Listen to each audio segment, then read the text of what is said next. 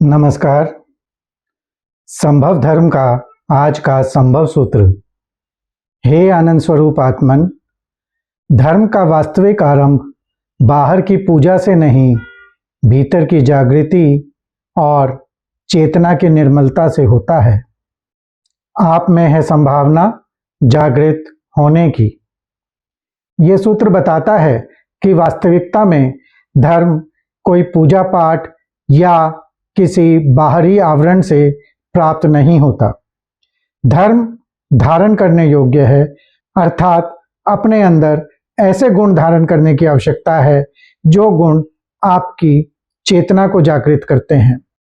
बाहरी रिचुअल से, बाहरी कर्म कांडों से धर्म की प्रभावना तो हो सकती है, वो धर्म जो दूसरों के द्वारा बताया गया है, लेकिन आपके भीतर के धर्म की प्रभावना, आपके भीतर के आध्यात्म की प्रभावना आपकी चेतना से होती है, जब आपका चैतन्य जागृत होता है। और जैसा मैंने बताया कि आपका चैतन्य जब जागृत होता है जब आप अपने दुर्गुणों को दूर कर लेते हैं, और ये दुर्गुण हैं काम, क्रोध, मोह, माया, लोभ, अहंकार और इसी प्रकार की अन्य कुछ आपकी मानसिक स्थितियां। जब आप इन पर विजय पा लेते हैं तो सचमुच आप धर्म को धारण करते हैं।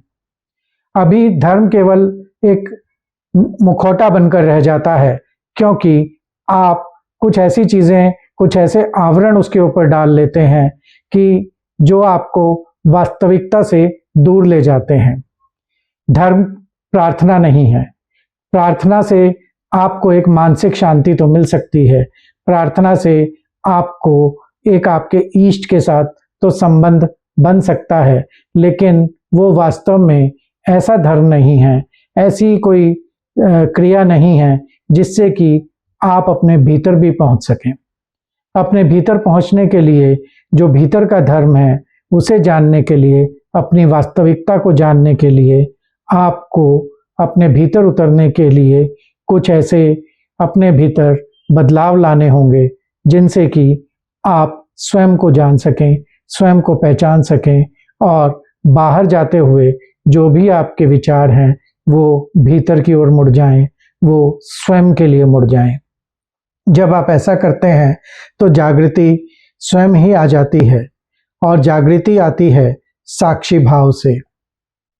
अपने विचारों को, अपनी भावनाओं को, अपने कर्मों को लगातार साक्षी भाव से देखते रहना, और फिर इस प्रकार का एक अपने आप में निर्णय करते चले जाना कि कौन सा कर्म सही है, कौन सा कर्म गलत है।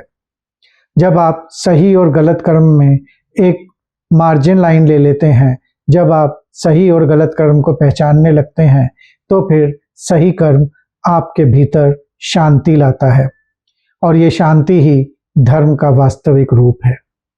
जब आपके विचार शुद्ध होते हैं तो आपके भीतर शांति का वास होता है, आपके भीतर अभय आता है, और ये जो अभय है और ये जो शांति है, यही आपका धर्म है।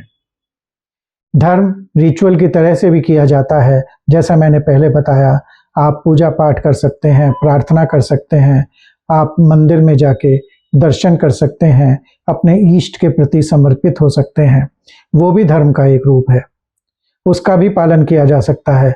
लेकिन वहाँ भी ये देखना बहुत ज़रूरी है कि ये धर्म जो आप पालन कर रहे हैं, ये कहीं भीतर कोई जागृति ला रहा है या नहीं।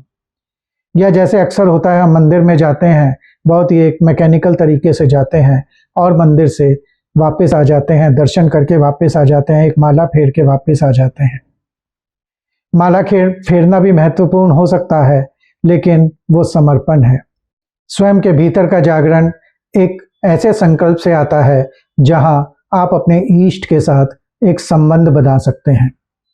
मंदिर में जाते हैं तो माला फेरते हैं, मत फेरिए माला, मत करिए पूजा पाठ, केवल बैठ जाइए उस प्रतिमा के आगे, उस प्रतिमा से एक संबंध बनाइए, उस कोशिश कीजिए कि उस प्रतिमा से आपका वार्तालाप हो सके।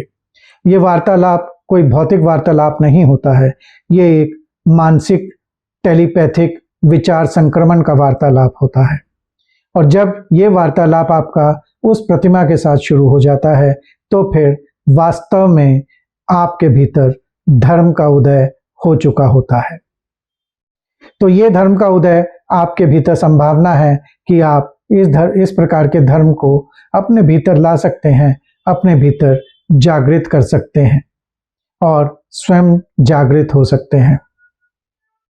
तो आज के संभव सूत्र में इतनी ही बात करेंगे।